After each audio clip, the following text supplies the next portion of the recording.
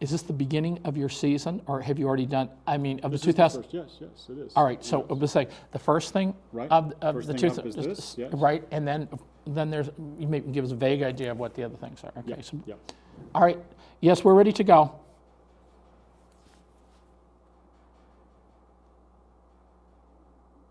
Sighs of relief and whoops of joy were heard across the city recently as the Commonwealth Shakespeare Company ended the suspense by announcing that despite the harsh economic climate afflicting the arts in Boston, sorry, I don't know what's wrong with me today.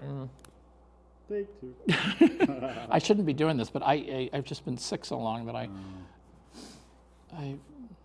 just come in and do these things. And yes, we'll try. Get back into the swings. All right. Sighs of relief and whoops of joy were heard across the city recently as the Boston Commonwealth Shakespeare Company ended the suspense by announcing that despite the harsh economic conditions afflicting the arts in the city, the troupe will present its 14th annual production on the Common this summer. Here now with all the details is the company's founding artistic director, Stephen Mailer, to fill us in with all the details. Thanks for coming. It's good to have you again. Such a pleasure to be here. All right, Thank you. we are so happy, on behalf of all Bardolaters, we're so happy that this is happening.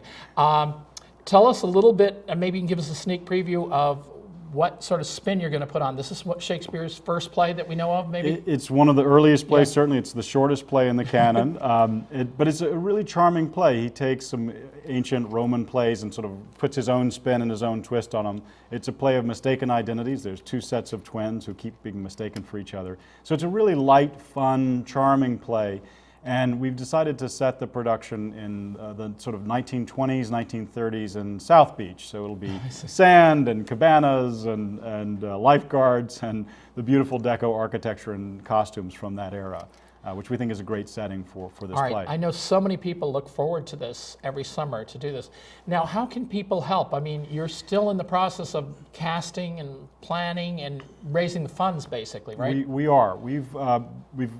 We feel like in these economic challenging times, it's very, very important that we're there. It's more important in some ways because many people have had to cut back on their entertainment dollars. So the fact that there's this fantastic free professional production in the Boston Common is really, really important in this time.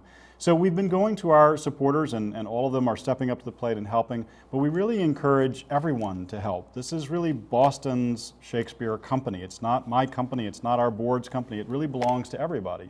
And we encourage people to go to our website and donate whatever they can. If they can donate $5, if everybody who had seen the productions over the last 10 years donated $5, we'd be all set.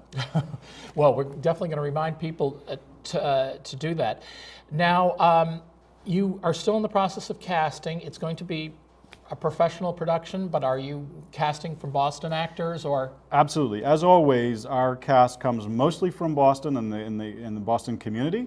We're actually doing auditions. We're right in the middle of auditions. We had our big open call last weekend, and we're going to continue working on through the casting. We may have someone from out of town. It does depend on sort of the right fit for the actor and the funding. Who they look like, because they have to be twins. It's a real casting challenge. I was talking twins. with a friend about this. I said, I'd love to have you in the show, but can I cast your twin? Who's going to be your twin?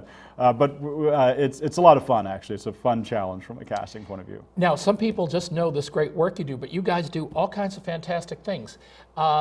This coming Monday, for example, you're going to be doing an O'Neill play, a reading of an O'Neill play? We're doing a script in hand reading at the Boston Center for the Arts, which we're very proud to have as a co-sponsor of this night with us. It's the wonderful Jim True Frost from the TV show The Wire, and also our fantastic local actors, father and daughter team, Georgia and Will Lyman, who are playing Anna Christie and her father. And it's a terrific, terrific play. It's a beautiful, beautiful play. It's very, very moving and very touching. We encourage people to come to the VCA and see the production on Monday. All right.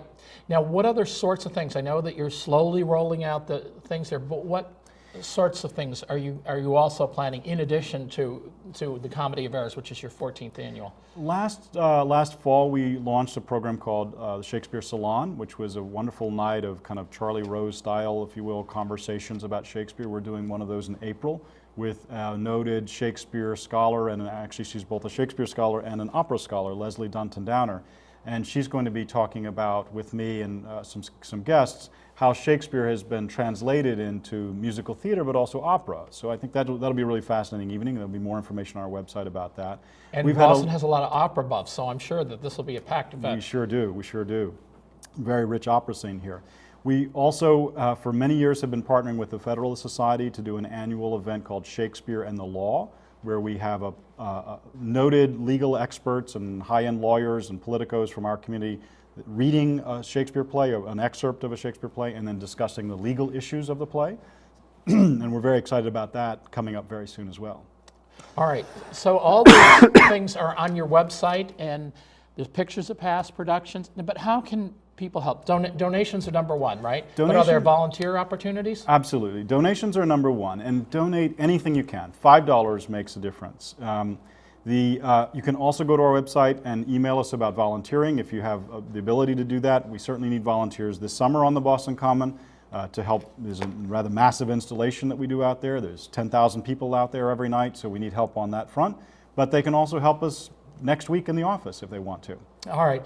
And you also have there's usually with the schools some sort of educational component. Are you hoping to do that again this year? We are. For many years we had a touring, in addition to the large production on the Boston Common, we had a touring production that went through the neighborhood parks. And we're in the process now of piecing that together. I think we'll hopefully be able to announce very soon that we'll also have a touring production in the neighborhoods.